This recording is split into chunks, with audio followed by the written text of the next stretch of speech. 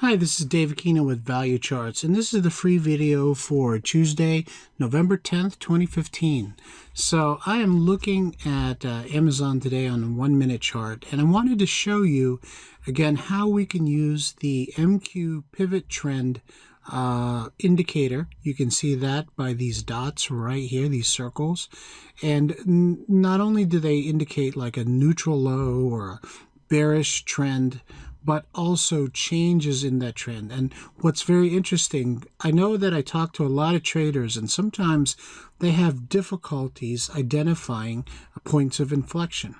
Now, what I've noticed is that in many different ways, you can use these MQ pivot circles as locations of various support and resistance levels. So you come to the day fresh, and then you let it trade for maybe 30, 45 minutes, and then you can come in here and identify the different levels based on the MQ pivot trend circles. So when we place them on here, that, like in this case, you come down, makes the pivot circle, and then we start to break higher. Now here's that resistance level. Price is coming up, it breaks through that resistance level. So the next idea, it's going to go ahead and you can use that as a signal to be bullish. And you see momentum confirms it.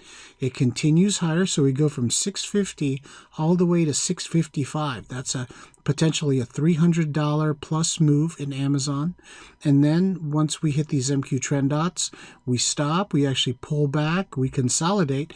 Look how it moves from the now this actually creates another level right in here. When you have a couple of pivot points that are close together, you can go ahead and put a level on there.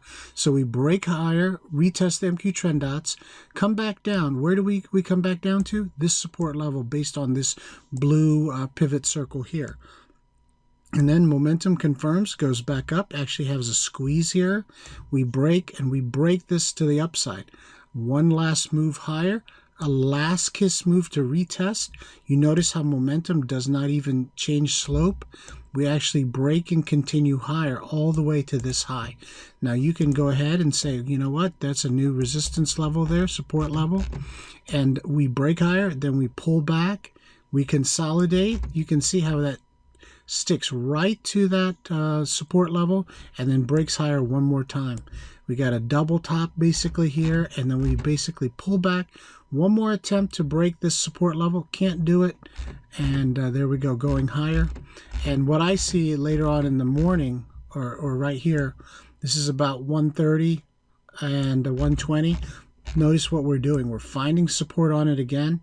You could have taken a move off of 655, and there we are going back into the center area.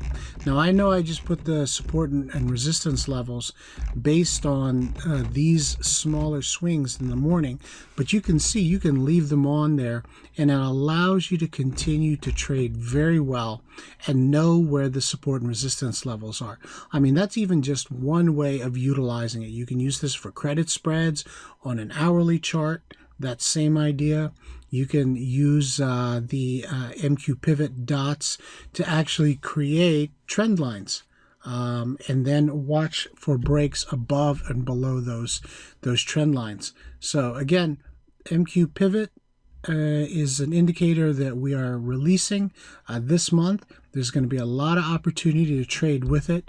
I know I'm looking at it for credit spreads. I'm actually looking at it for intraday trades.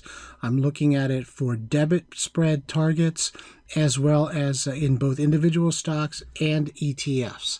So I hope you join me there. I'm going to teach you how to use them, and hopefully you pick up some good pointers and learn how to use them to make consistent money in the markets. Thank you.